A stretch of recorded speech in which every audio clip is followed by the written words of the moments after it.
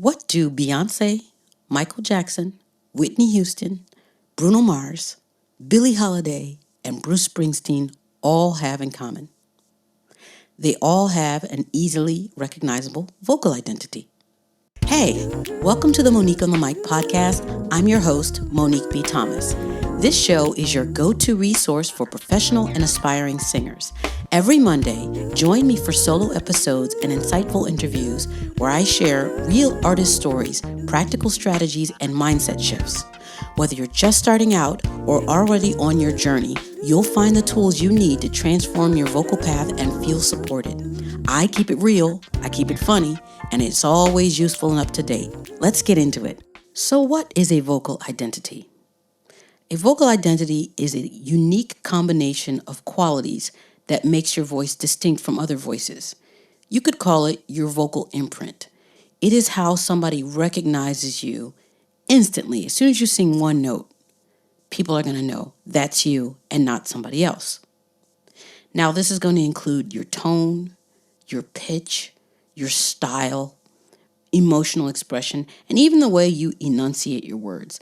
I would even add in there your intonation. That's all. It's a package. It comes together and it makes up this thing that people say, oh, I know who that is. Which leads me to my next point. Why is it important to have a strong vocal identity? Well, I know it's not nice to talk about it this way, but if you think of yourself as a product and you can think of your vocal identity as sort of a sonic logo. So a sonic logo, think about Nike, right? Nike has the swoosh, and we know when we see the swoosh, we know it's Nike. Now, obviously, I'm not talking about knockoffs, but we know that swoosh is Nike, and we don't mistake it for Reebok or Adidas. And so every time we see that swoosh, even if we don't see the word written Nike, we know it's Nike, right? And so that allows them to position themselves a certain way so that you see it. If you like it, then you'll buy it. And then, of course, on the other hand, if you don't like it, then you don't buy it. But that's okay. There's a little bit of something for everybody. So vocally speaking, you want people to be able to say, I either really like what I'm hearing or I really don't like what I'm hearing. You don't want people to feel lukewarm about what you're putting out there. They have to make a strong decision about what they're hearing because that's how you make your mark in this business. You don't make your mark by kind of sounding like everybody else. I mean, you might get some work for a little bit of time, but you'll never distinguish yourself as a strong artist unless you have a sonic difference, something that sets you apart from other singers. And the truth is, the top artists will cause sort of like a polar argument. You know, some people are really, really going to love a sound, and some people are really going to hate it. That's actually a good thing. You don't want to be forgettable. You don't want to just sort of pass in the middle, kind of sort of gray. Having that strong vocal identity helps you to find your audience, the people that are going to become your, I hate to say worshipers, but you know what I mean, like the Beehive or the Lambs for the Mariah Carey fans. You know, those people that just anything you put out, they really, really love it because they identify with it. There's something about the way you deliver a song that they identify with. And you're only going to find that group of people by having something that's consistent in your sound. And hopefully that sound is authentic because if you're going to be consistent with it, it has to be something you can continue to do and love. And you're going to want it to be original. It can't just be a copy of something else that's out there. So how does one go about developing their strong vocal identity? Well, first of all, know that it takes years to develop. It's not something that just happens overnight, that, you just happen onto something. It comes from a lot of singing, a lot of experience, and trial and error. And no matter what genre of music you sing, you still need a strong vocal identity. So let's say you're singing R&B and you've been singing it for just a year. That's really not enough time to have a strong vocal identity because you simply haven't been singing long enough. One of the first ways you're going to develop your vocal identity is what you listen to. It's your unique playlist, or what I like to call your vocal culture. This is going to heavily influence how you pronounce words, how you attack high notes and low notes and phrasing, all kinds of things. Even your pitch and tuning, your idea of what great tone is. All of those things come from what you listen to. So if you tend to listen to singers who basically have great tone, it's highly likely that you're going to emulate that. And the opposite is true as well. If you like singers who have kind of a rough, grovelly type voice, then perhaps that's what you're going to aspire to. But what if your playlist is kind of eclectic? Let's say you like a mixture of singers that are more folky or, text-based singers, and then you also like the power singers. Then you might have a little bit of everything. Let's say you listen to jazz, but you also listen to opera, and you also listen to gospel, and maybe even a little bit of rock. All of that is going to come into play when it comes to what you do naturally. Now, I don't think that your vocal identity is something that you actually just decide. I think it just comes from you picking things up along the way, sort of a natural penchant towards something. And then you'll find that you tend to do that thing rather frequently. It's almost like if you look at your wardrobe, you'll notice that there are certain patterns in the kinds of shoes that you wear, the colors, even the types of fabrics that you like to wear. Those things will be seen over and over again with time. Now, while what you listen to is going to greatly influence what you attempt to do with your own voice, vocal technique is also going to greatly influence what you're able to do, because vocal technique gives you the availability on your instrument.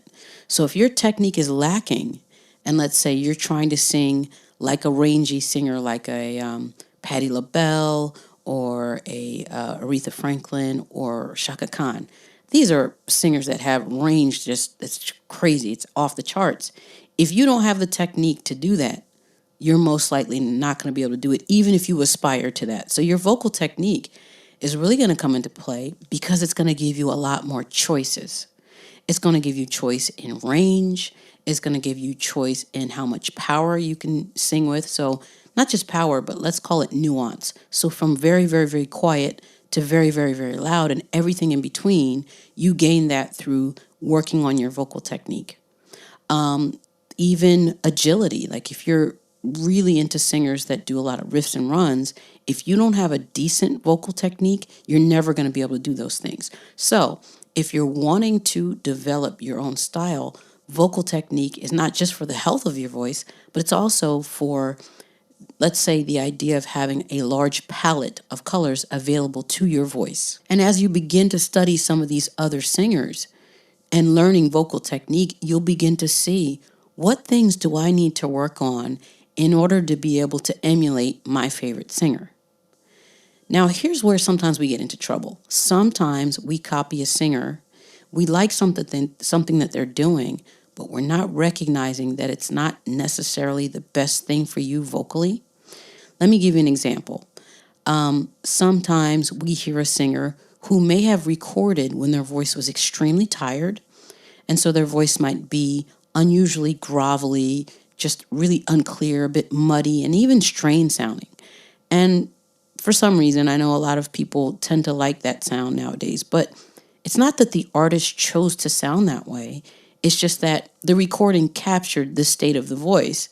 And now here you are listening to it, thinking that that was a choice, and you're just copying it. But what you need to realize is that most voices are clear. Most voices aren't grovelly, not in their, best state. And so if you copy that, you're actually copying something that's not necessarily sustainable, and it's probably not good for your voice. So the more you learn about your own instrument, the more you're going to get a sense of what is good from your instrument, what is sustainable. Because when it comes to deciding what your vocal identity is going to be, you want to make sure that it's something that you can keep for a long time. We can't just sing in a way and not be concerned about what that's going to do to our voice further down the line. One thing that's for sure is that developing your identity is going to take a lot of trial and error, a lot of experimentation, and just some time. Like I said, 1 year is not going to be enough to develop your vocal identity. All you have to do is look at singers like, let's say, a Stevie Wonder, who's had a long-standing career. If you listen to Stevie when he was younger and you listen to him over time, it took a very long time for him to develop the sound that we know of today. In the beginning of his career, he sounded more like some of his contemporaries because that's what he listened to. I also want you to think about your vocal identity in terms of how you tell a story. There's many different ways to tell a story, and it's not just the sound of your voice, but the attitude that you take with a lyric. You know, are you being more ironic? Are you being funny? Are you being cynical? Those sorts of things. You know, the way that you deliver each word is going to give us a better clue into who you are as a person. And you actually want to inject yourself into the lyric that way, because there's nothing better for somebody who's listening to you than to get the sense that they know who you are. This is how you connect with your audience. I think one of the most important things is just to take the time, do it, record yourself frequently, and listen back. There are going to be times where you sing and you feel like you're in a groove, and you listen back, you're like, that was a little awkward. And you can refine some things. Maybe your phrasing wasn't as tight as it could be rhythmically. Maybe the intonation was off. Or maybe the thing you were trying to do just simply didn't work. And there's going to be other times when you're singing and you can feel it. You're just right in there, and you just know that you've hit the nail on the head. That's a keeper. Now, you know I'm a big fan of having a small circle of qualified people that gives you feedback. But let me qualify what I mean by qualified. We often have people around us who give us their opinions, but they actually don't know what they're talking about. They're well-meaning. They might be friends, family, loved ones, and they tell you what they think, but they really shouldn't be discussing this topic. And so you have to kind of take their ideas with a grain of salt. When I say qualified, I mean like maybe 2 or 3 people. This could be your vocal coach, your performance coach, another fellow musician who knows what you're doing, because sometimes even other musicians who are not singers will give their opinion about singing, and they don't always know what they're talking about either. Bless them, love them, but sometimes they don't know what they're talking about. I'm talking about somebody who actually knows what it means to sing. And so you want to have a few people that you'll run this by, and they'll give you their honest feedback, and you can take it into consideration when you're trying to figure out what you're doing with your voice. I think the major thing to take away here is that this is going to take time. This is actually self-discovery. You are discovering what you really like and what you don't like, and what you're good at and what you could get better at, and you're making these things your own. Your unique vocal ability is going to set you apart if you lean in and you develop things.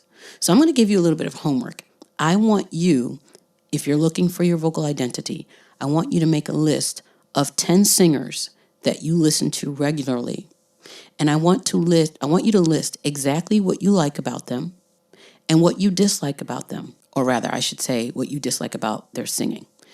And I want you to see what some of the common denominators are amongst those singers. You might find that you tend to listen to singers that do a lot of riffs and runs, but maybe they might be lacking something else, and that thing that they might be lacking might be something you want to develop. I'll give you an example. I'm a huge fan, as a jazz singer, of Sarah Vaughan. I love her tone. I think just the sheer beauty of her instrument is just something that always blows me away. But she never stopped there. She had something very majestuous to her singing, but she was also very quirky.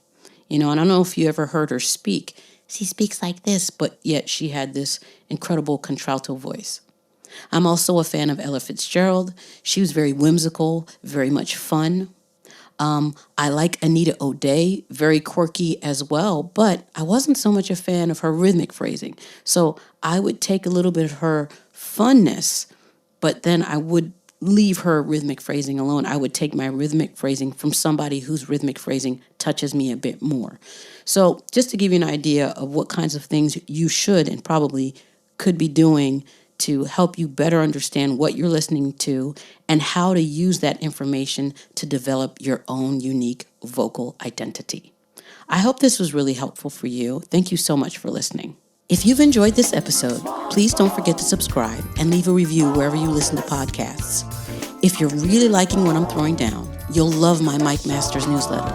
For more information on how to work with me and to sign up for the newsletter, visit www.moniquebthomas.com. That's www.moniquebthomas.com. Musically, Monique.